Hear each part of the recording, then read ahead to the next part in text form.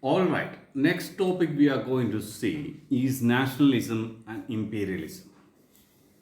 Nationalism, we know, feeling of people being together, um, means feeling of being together based on one's own common identity and heritage.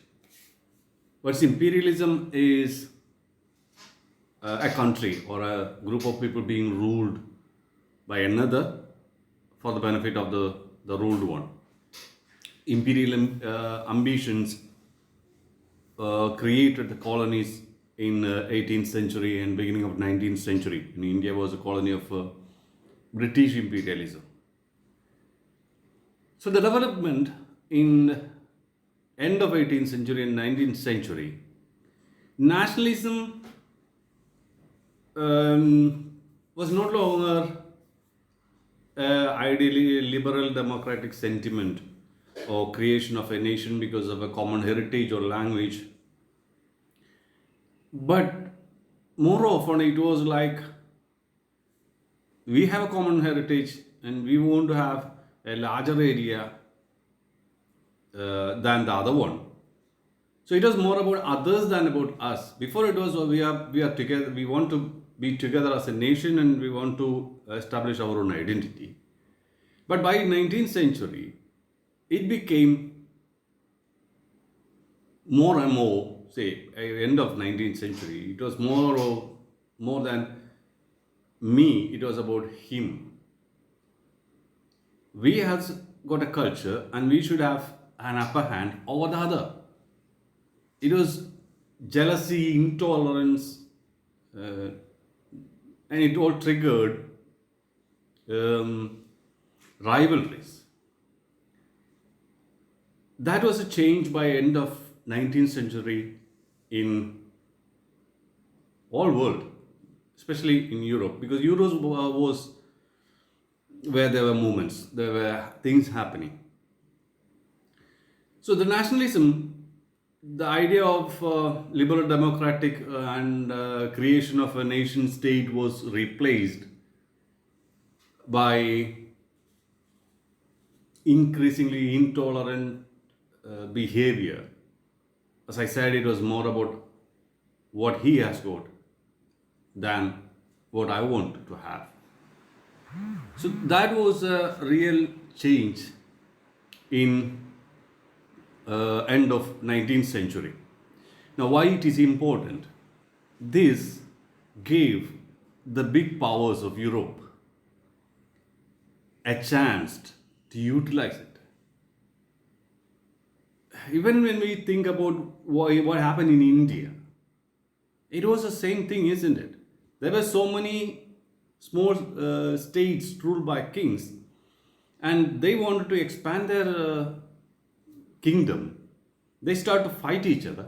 They were all small countries, and then cleverly the European powers came in and started to help one to gain the territory from the other.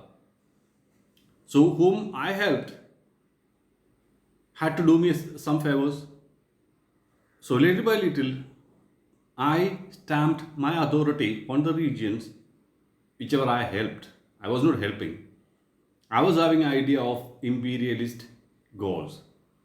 Imperialistic goals, when we are saying, you'll have to see that the industrial revolution happened and production have increased multifold. So they needed resources. So they were all the colonization happened because they wanted more resources and they wanted places where they can sell their products as well. So it was a big economic reason behind it, which led to these imperialistic goals of people of countries.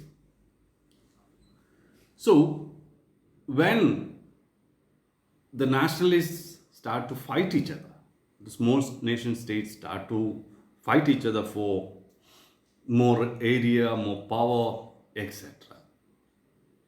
It was a chance of European powers or big powers of that time to make use of it to satisfy their imperialistic goals. This was happening by 19th century in Europe. European powers at that time, the major powers, if we go back a little, um, major European powers at that time was, means, let us say, from the time of Treaty of Vienna, it was Austro-Prussia, means Austria-Prussia, Austria-Hungary, Prussia, Russia, and Britain. They were the four major European powers at that time. So, after Napoleon fell,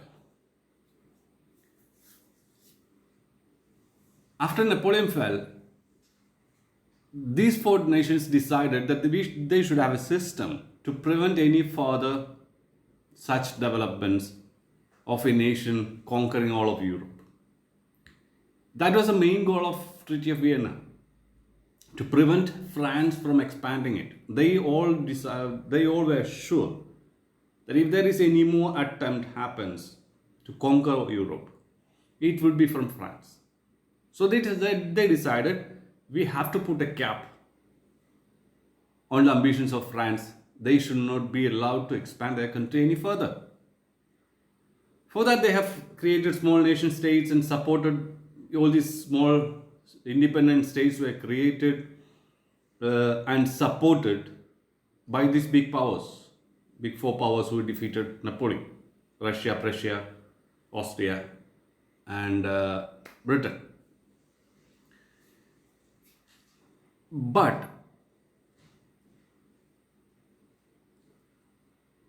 there was a region called Balkan which was under Ottoman Empire during that time.